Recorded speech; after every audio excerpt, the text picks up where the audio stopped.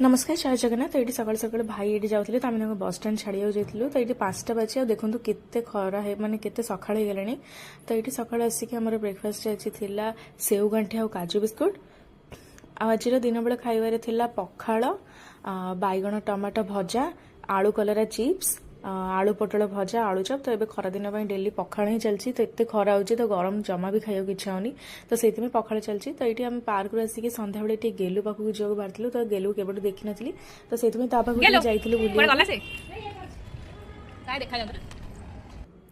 तो गला ये गेलु ये बस खेलुला घरे